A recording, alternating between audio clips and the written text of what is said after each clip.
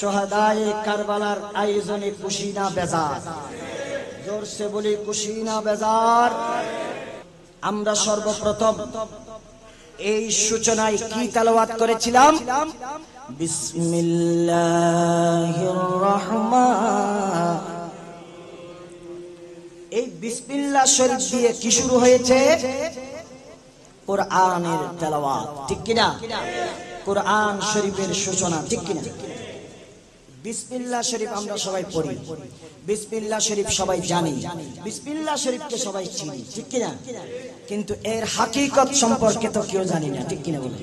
বিসমিল্লাহ শরীফ যদি আমি তেলাওয়াত করি, তেলাওয়াত করার পরে এক একটি হরফ, যখন বিসমিল্লাহ শরীফের ভেতর কয়টি হরফ আছে যখন গুনতে চাইলাম, গুনে গুনে গুনে গুনে পেয়ে গেলাম 19টি হরফ। বিসমিল্লাহ শরীফে হরফ কয়টি? এইবার কোরআনকে ভালোবাসার কথা বলা হলো, আবার বলা হয় সেই কোরআন যখন ভালোবেসে পড়তে গেলাম, সেই কোরআনের মাধ্যমে পেয়ে গেলাম আহলে বাইতকে ভালোবাসো। কোরআনের ভিতর তো বলা হয়েছে আহলে বাইতকে। এর হাকিকত কি? আল্লাহর দরবারে প্রশ্ন করলাম। রব্বুল আলামিন কোরআনকে ভালোবাসতে বললেন, ভালোবাসলাম, ভালোবেসে কোরআন পড়তে গেলাম। কোরআন পড়তে পড়তে পড়তে পড়তে আমি যখন কিছু দূর গেলাম, একটা আয়াত পেয়েছি, উল্লা আসআলুকুম আলাইহি আজরা ইল্লাল মাওয়াদ্দাতা ফিল কুরবা। আল্লাহ বলেন, এ আমার বান্দারা, কোরআনকে ভালোবাসতে হবে না, রাসূলকে ভালোবাসতে হবে না, মা বাবাকে ভালোবাসতে হবে না, মক্কা মদিনা শুধু আসলে হবে না। এ আমার বান্দারা, যদি তোমরা আমি আল্লাহ এবং হাবিবের ভালোবাসা পাইতে চাও, তাহলে তোমরা আমার হাবিবের ঘনিষ্ঠ আত্মীয় যারা, তাদেরকেও ভালোবাসতে হবে। কোরআন পেয়েছো, এর কোনো বিনিময় আমার হাবিব নিবেন না। হাদিস পেয়েছো, এর কোনো বিনিময় আমার হাবিব নিবে না। বিনিময় কি? আমার হাবিবের আওলাদদেরকে ভালোবাসতে হবে। একটু আস্তে হয়ে গেল না?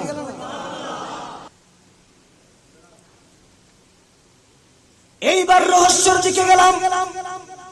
বিসমিল্লাহ শরীফ কোরআনে পাকের সূচনা করলাম। বিসমিল্লাহ শরীফের ভিতর যখন কয়টি হরফ আছে গুনতে গেলাম, 19টি হরফ গুনে গুনে পাইলাম। এখন আহলে বাইত কারা, যারা রয়েছে আহলে বাইতের সন্ধান পেয়ে গেলাম। সুবহানাল্লাহ বলেন। আল্লাহর নবী মাওলা আলী, তৃতীয় নম্বর ফাতেমাতুজ জাহরা, চতুর্থ নম্বর ইমাম হাসান রাদিয়াল্লাহু তাআলা, পঞ্চম নম্বর ইমাম কারবালা ইমাম হুসাইন। আল্লাহ বলেন, আমার বন্ধুরা আহলে বাইত যারা, পাকে পঞ্চতন যাদেরকে বলা হয়, এই আমার বান্দা তুমি দেখো এই পাকে পঞ্চতনের 5 জন সদস্যদের নামের মধ্যে কয়টি হরফ আছে? গোনা শুরু করলাম। মুহাম্মদ, কয়টি হরফ? তারপরে গোনা শুরু করলাম আলিয়ুন, আইন লাম ইয়া, কয়টি হরফ? 3 এ 4 কত? 7। হাসান, হুসাইন, 4 এ 3 এ 7, কয়টি হইছে? কয়টি হইছে? ফাতেমা, ফা ত মিম আলিফ তা, কয়টি হইছে? 14 এবং 5 এ কত? আরেকবার। বিসমিল্লাহ শরীফের মধ্যে হরফ কয়টি? আল্লাহরে, বিসমিল্লাহর ভিতর 19টি হরফ দিয়ে দিলেন, পাকে পঞ্চতনের ভিতরে 19টি হরফ দিয়ে পাকে পঞ্চতনের নাম বান্টিং করলেন। হাকিকত কি বুঝলাম না। আল্লাহ বলেন হাকিকত হচ্ছে আমার বন্ধুর ঘনিষ্ঠতম আত্মীয় যারা মহাব্বত করার কথা বলেছি যাদেরকে, তাদের মহাব্বত নিয়ে আমি আমার কালামকে শুরু করেছি। আরেকবার বলি মারহাবা। তাহলে বুঝতে পারলাম বিসমিল্লাহ শরীফ দিয়ে পবিত্র কালামকে সূচনা করার হাকিকত কি। আল্লাহ পাক চাইছেন আমার আহলে বাইত, হাবিবের আহলে বাইতের মুহাব্বতের মাধ্যমে আমার কালামের সূচনা হবে। সূরা আর-রহমান আছে না নাই? আর-রহমান সূরা যখন পড়তে যাই, আর-রহমানের মধ্যে পেয়ে গেলাম বিসমিল্লাহির রহমানির রহিম। মারজাল বাহরাইনি ইয়ালতাকিয়ান বাইনাহুমা বারযাখুল লা ইয়াবগিয়ান ফাবিআইয়ি আলা'i রাব্বিকুমা তুকাজ্জিবান ইয়াখরুজু মিনহুমাল লুলু ওয়াল মারজান। মাবুদ এর হাকিকত কি? আল্লাহ বলেন মিনান নবী। সবকিছু শুধু আমি বলবো? আমার হাবিবের দরবারে যাব। কার দরবারে? আমার হাবিবের দরবারে যাব। ইয়া রাসূলুল্লাহ এর হাকিকত কি? আমার নবী বললেন আমার সাহাবাদেরকে আমি হাকিকত বলে দিয়েছি। আমার সাহাবী কোন কিতাবের মধ্যে লিখেছেন ওই কিতাবটি নিয়ে তোমরা পড়ো।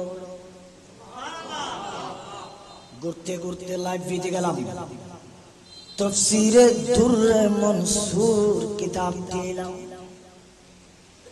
সেই তাফসীরে দুররে মনসুরের মধ্যে ষষ্ঠ খণ্ডের 143 নম্বর পৃষ্ঠায় আল্লাহর নবীর সাহাবী হযরতে আনাস বিন মালিক রাদিয়াল্লাহু তাআলা আল্লাহর নবী যে আয়াতের হাকিকত বলেছেন সেই কথাটি এই তাফসীরের মধ্যে উল্লেখ করেছেন। সুবহানাল্লাহ বলেন। আল্লাহর নবী বললেন আল্লাহ পাক যে বলেছেন মারজাল বাহরাইনি ইয়ালতাকিয়ান। আল্লাহ পাকের এই আয়াতের অর্থ বলেছেন আল্লাহ পাক আমি আল্লাহ দুনিয়ায় দুইটি দরিয়া জারি করে দিয়েছি। কয়টি দরিয়া? বাহরাইন, দুইটি দরিয়া। বাইনাহুমা বারযাখুল লা ইয়াবগিয়ান।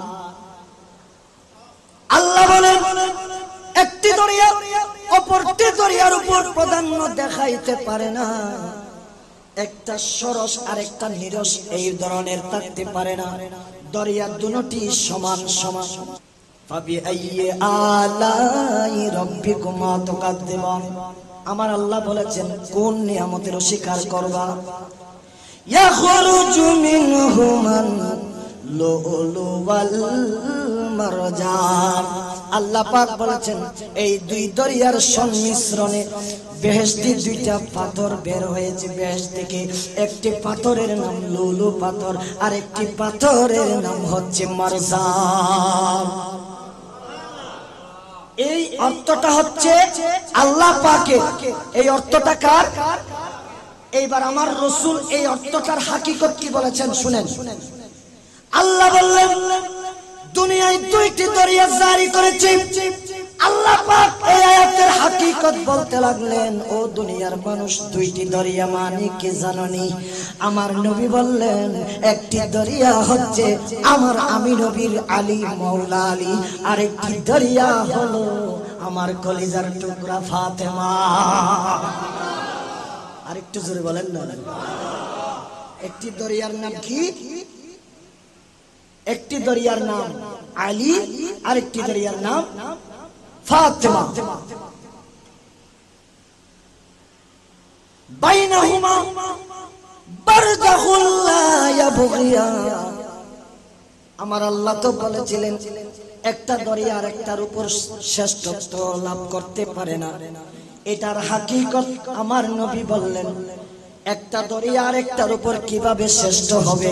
কারণ দুটি দরিয়া আলী এবং ফাতেমার মাথার উপর আমি শ্রেষ্ঠ নবীর নবুয়তের পর্দা আছে।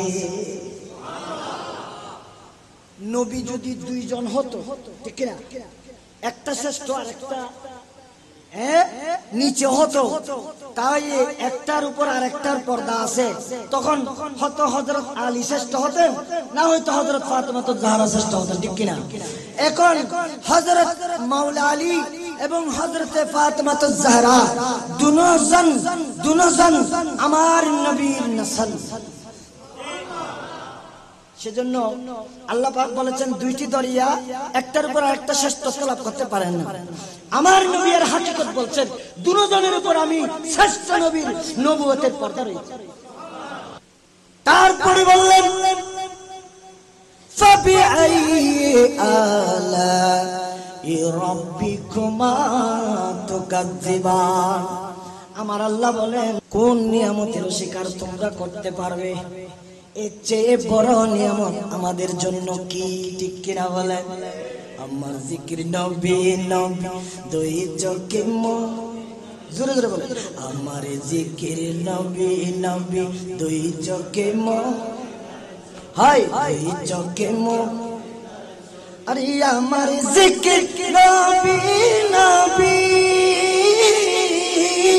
দুই চোখে মদিনার ছবি দুই চোখে আরে নবীর প্রেমে দিতে রাজি, নবীর প্রেমে দিতে রাজি জীবনের সকল নবীজির পাগল আমি মদিনার পাগল, আমি নবীজির পাগল আমি মদিনার তুলবাল মোর নয়নের কাজল, নবীজির পাগল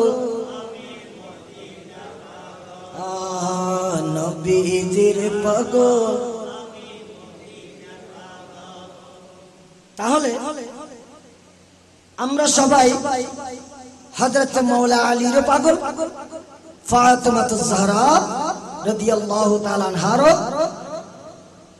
আগে আমরা নবীর পাগল, ঠিক কিনা? ইয়াখরুজু মিনহুমাল লুলু ওয়াল মারজান। আল্লাহ পাক বলেছেন, এই দুই দরিয়ার সংমিশ্রণে দুইটা পাথর জারি হয়েছে বেহেশতে। আমার নবী বললেন, মাওলা আলী এবং যে ফাতেমা দুইটা দরিয়া সংমিশ্রণে যে দুইটি পাথর বেহেশত থেকে জারি হয়েছে, আমার আল্লাহ পাক ঘোষণা করেছেন, এই পাথরগুলো আর কেউ নয়, এই পাথরগুলোর পরিচয় হচ্ছে আমার আলী এবং ফাতেমার সংমিশ্রণে যেই দুইটি পাথর বেহেশত থেকে জারি হয়েছে, একজন হচ্ছে আমার হাসান আর একজন হচ্ছে হুসাইন।